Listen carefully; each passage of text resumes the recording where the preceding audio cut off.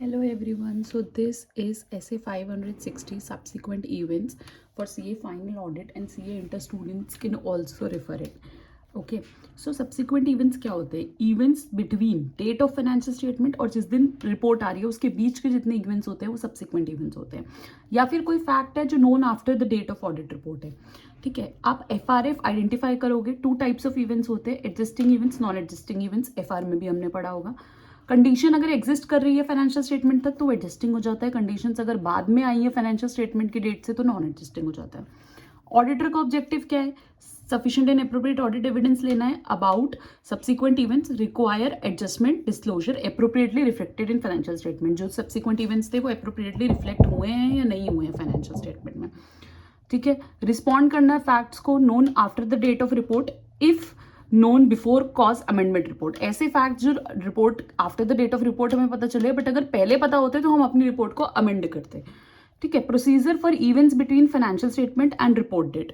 क्या प्रोसीजर होंगे? इंक्वायर करो मैनेजमेंट एंड TCWG को, अंडरस्टैंड करो मैनेजमेंट का procedure, reading of minutes, reading of subsequent interim financial statement and requesting written representation for all disclosed. Auditor has no obligation to perform procedures after the date of report. एक बार report चली गई उसके बाद auditor की कोई obligation नहीं बचती है. ठीक है. Facts known cause him amend report. ऐसे कौन से फैक्ट्स हैं जो कुछ फैक्ट्स आए जो अगर पता होते तो रिपोर्ट अमेंड होती. तो डिस्कस करो मैनेजमेंट एंड TCWG से, डिटरमाइन करो फाइनेंशियल स्टेटमेंट नीड अमेंडमेंट, क्या फाइनेंशियल स्टेटमेंट को अमेंडमेंट की जरूरत है. इंक्वायर करो इंटेंट्स मैटर और how management to address in financial statement. Management कैसे एड्रेस करेगी फाइनेंशियल स्टेटमेंट में. ठीक है. उसके बाद अगर मैनेजमेंट अमेंड कर देती है तो कैरी आउट अमेंडमेंट प्रोसीजर्स. देखो आफ्टर रिपोर्ट करती है but before financial statement. Extend करो procedures date of new report तक.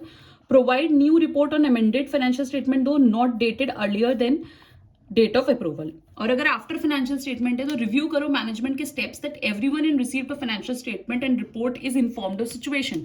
रिपोर्ट को के बारे में इन्फॉर्म कर दिया गया है. इंक्लूड करो नई रिपोर्ट में EOM और OM पैराग्राफ में reason of amendment.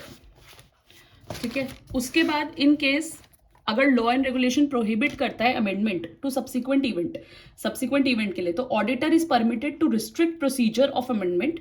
Auditor shall amend the report to include additional date that indicates procedures are restricted solely to amendment. Auditor आपको रिस्ट्रिक्ट कर देगा. और प्रोवाइड करो new report EOM and OM para में. Then if management does not amend financial statement, अगर management amend नहीं कर रहा है तो if report not provided to entity modify कर दो ओपिनियन. अगर इफ रिपोर्ट प्रोवाइड हो चुकी है तो नोटिफाई करो मैनेजमेंट ने TCWG को कि इशू ना करे वो फाइनेंशियल स्टेटमेंट. अगर इशू कर दिए हैं विदाउट अमेंडमेंट तो auditor take appropriate action to prevent reliance on report. तो ऑडिटर को ऐसा कुछ एक्शन लेना पड़ेगा जैसे पब्लिक नोटिस देना पड़ेगा कि भाई रिपोर्ट ऑलरेडी मिसस्टेटेड है, आपको उस पर अपना रिलायंस नहीं रखना है. और if management not take necessary steps to ensure that anyone in receipt of previously issued financial statement is informed and does not amend financial statement when auditors require. जब ऑडिटर को ऐसा लग रहा है कि भाई उनके पास है वो पुरानी वाली रिपोर्ट तो ऑडिटर क्या करेगा? नोटिफाई करेगा मैनेजमेंट और TCWG को that auditor will seek to prevent future reliance of report. मतलब एक तरीके से धमकी देगा कि अभी का तो मैं रिलायंस ऑफ रिपोर्ट से मना कर रहा हूँ, फ्यूचर में भी इस रिपोर्ट पे रिलायंस नहीं होने दूंगा. ठीक है. So this was SA 560.